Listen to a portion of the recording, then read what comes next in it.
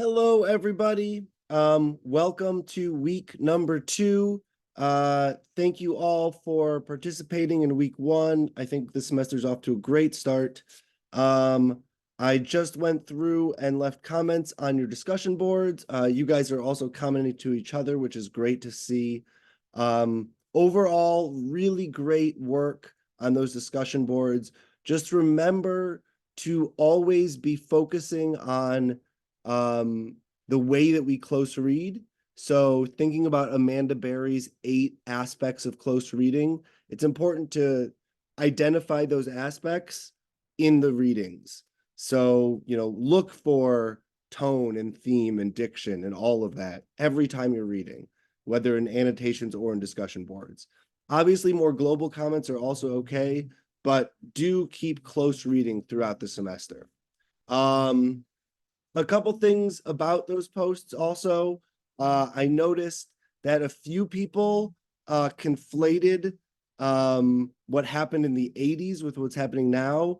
I think it's important to note that June Jordan's 2 poems were written in the 1980s, which speaks to the fact that this has been a problem in Palestine for decades and decades and decades.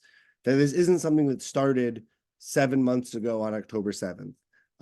So that is something that I wanted to point out. So everyone is clear that those poems are from the 80s, the first 2 poems in last week's packet. We're going to share screen now.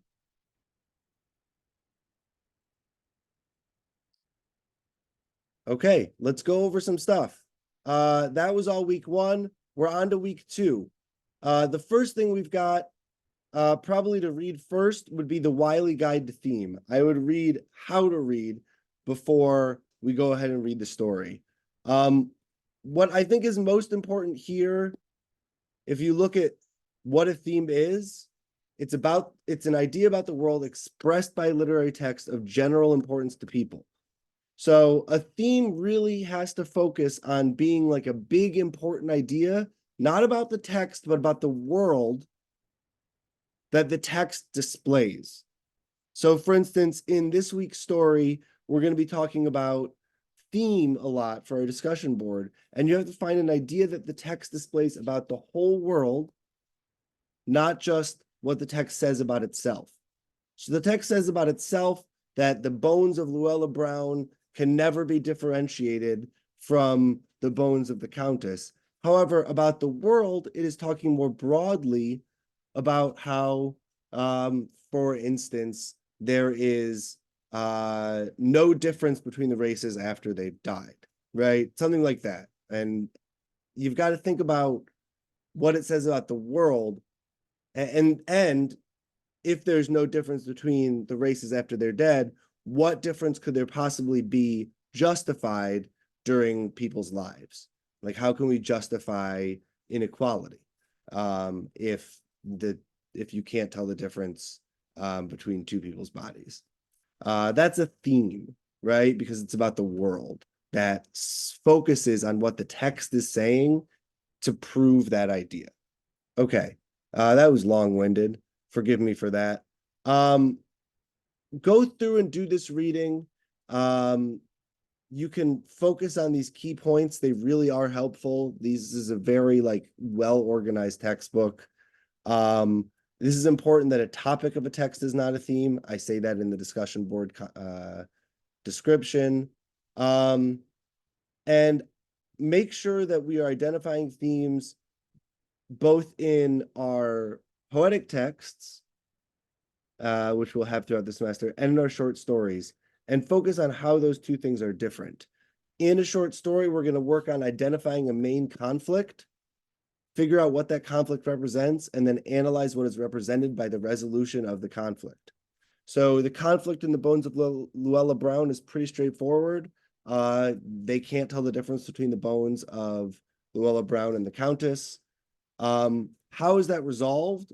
And then what does that say about the world by how it's resolved, right? Everyone who's writing fiction or poetry, they make decisions about how the story goes or how the poem goes.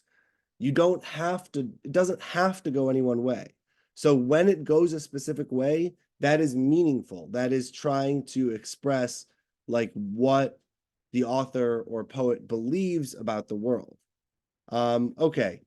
Go through this reading. Near the end, there's a checklist right here, page 46. This is a 8-point checklist of making sure that your themes are doing the right thing. It's really, really helpful. I strongly suggest you look at that on page 46. And if you want to, you can take this little quiz, though I think this is pretty easy, figuring out what is a theme and what is not a theme. Okay. On to the Bones of Luella Brown.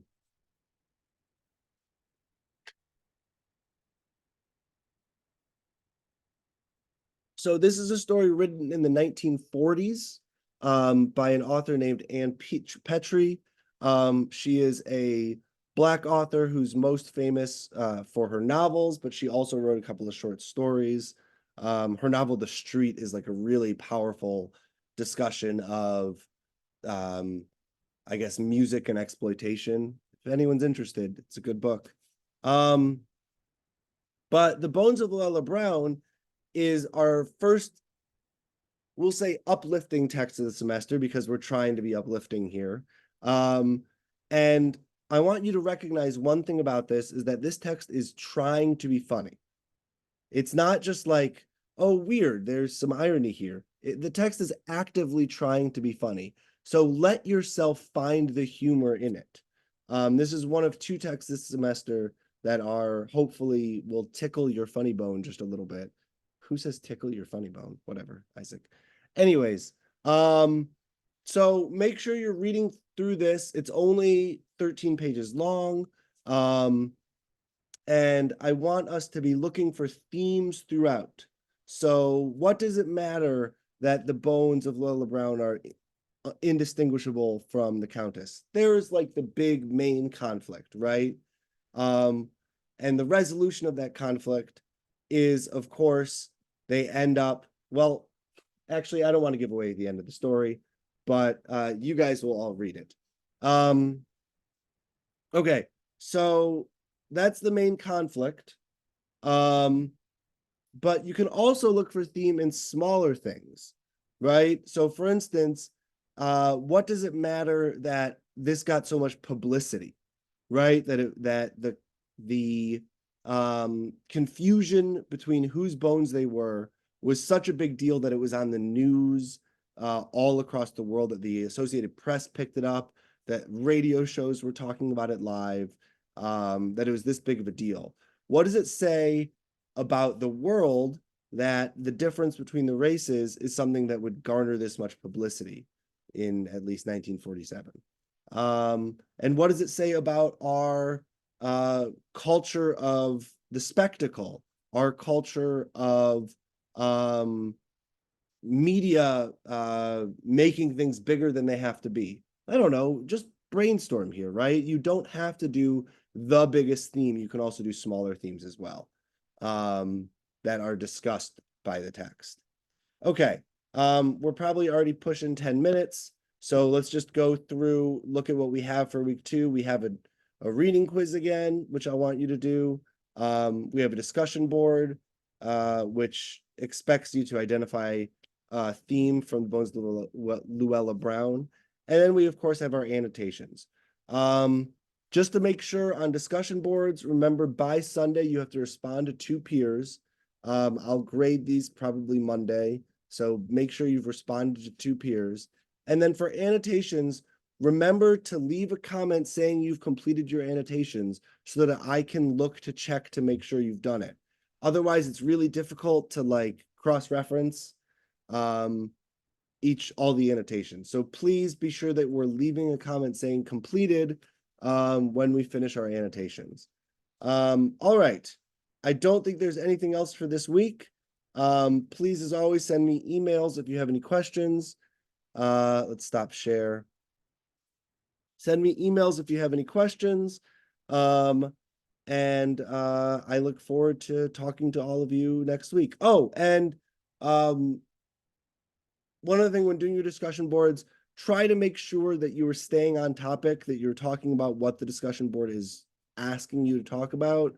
I'm not going to grade discussion boards that harshly, though if it looks like it's totally off topic, I will grade you down.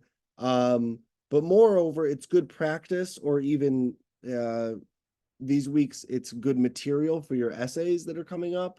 And so you'll want to make sure you're on the right path. All right, that's all for now. Talk to you guys next week.